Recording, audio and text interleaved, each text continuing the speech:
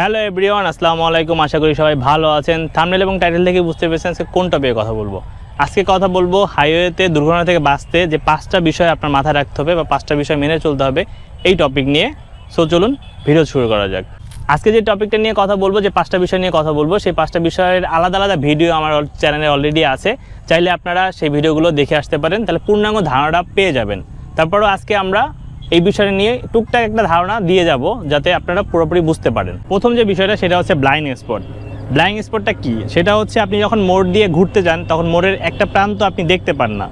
So এই মোড়ের এই প্রান্তটাই হচ্ছে ব্লাইন্ড স্পট, মানে যেটা আপনি খালি চোখে দেখতে পান না, এটা হচ্ছে ব্লাইন্ড স্পট।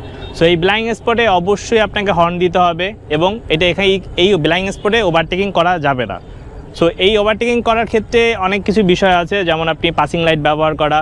সো এটা আমি আরেকটা ভিডিওতে বলেছি, সো ইচ্ছা করলে আপনারা ওই ভিডিওটা দেখে আসতে পারেন। তারপর মেন যে বিষয়টা সেটা হচ্ছে ব্লাইন্ড স্পটে কখনো ওভারটেকিং করা যাবে না। দ্বিতীয় যে বিষয়টা সেটা হচ্ছে 50-50 চান্স। 50-50 চান্স হচ্ছে আপনি যখন ওভারটেকিং করবেন তখন ওপারন্ত একটা গাড়ি আসতে পারে, অথবা যে গাড়িটাকে আপনি ওভারটেকিং করছেন সেই গাড়িটাকে বুঝতে হবে যে 50-50 চান্স নেওয়া যাবে না, যে আমি মনে হয় বের হয়ে যেতে পারবো, ওভারটেকিং করে যেতে পারবো। এই মনে হয় যখন মনে হবে তখন আপনার ওভারটেকিং করা যাবে না।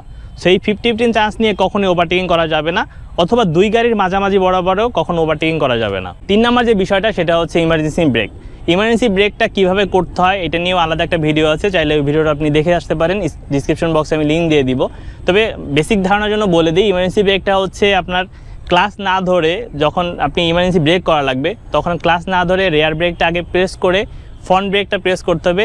দেন যখন গাড়িটা বন্ধ হবে, যেই মুহূর্তে বন্ধ হবে সেই মুহূর্তে আপনাকে ক্লাসটা ধরতে হবে। সো এটা আপনি ইঞ্জিন ব্রেকও বলতে পারেন বা ইমার্জেন্সি ব্রেকও বলতে পারেন, তাই গরিবের এবিএসও বলা চলে। এরপরে যে বিষয়টা সেটা হচ্ছে নিরাপদ দূরত্ব। যেমন আপনারা যখন হাইওয়েতে গাড়ি চালান তখন সামনে ধরেন একটা ট্রাক আছে, সেই ট্রাক থেকে একটা নির্দিষ্ট দূরত্বে গাড়িটা চালাইতে হবে।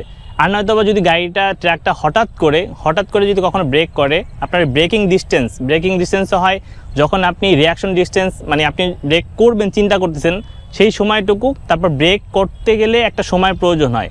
এই যে গ্যাপটুকু রেখে আপনাকে বাইকটা চালাইতে হবে। আপনি 70-এ যা গাড়ি চালাচ্ছেন, সামনে একটা ট্রাক বা যে গাড়ি আছে সেই গাড়ি থেকে আপনার গাড়িতে নির্দিষ্ট একটা দূরত্ব বজায় রাখতে হবে, কারণ যে কোনো সময় যে কোনোভাবেই আপনার ব্রেক করা লাগতে পারে। সেক্ষেত্রে আপনার হতে পারে, অথবা আপনার সামনে যিনি আছেন বা যে ড্রাইভার আছেন তারও প্রয়োজন হতে পারে ব্রেক করা।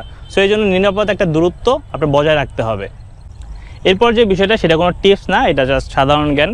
কারো কথা না শুনে আপনার বাইকটা রাইড করা যাবে না। পিছনে যদি কেউ থাকে সেক্ষেত্রে উনি যদি বলে যে ভাই ওভারটেকিং করে যা, সেক্ষেত্রে করা যাবে না। আপনার যেটা মনে হবে, কনফিডেন্সলি মনে হবে, তখন আপনার কনফিডেন্স নিয়ে গাড়িটা চালাইতে হবে। পিছনে কারোর কথা শুনে বা কাউকে দেখে গাড়ি চালানো যাবে না। সো এই ছিল আজকের ভিডিও যদি ভালো লাগে লাইক, কমেন্ট অ্যান্ড শেয়ার করবেন। আমার চ্যানেলটি ঘুরে দেখবেন। যদি ভিডিওগুলো ভালো লাগে অবশ্যই সাবস্ক্রাইব করবেন। Thank you so much.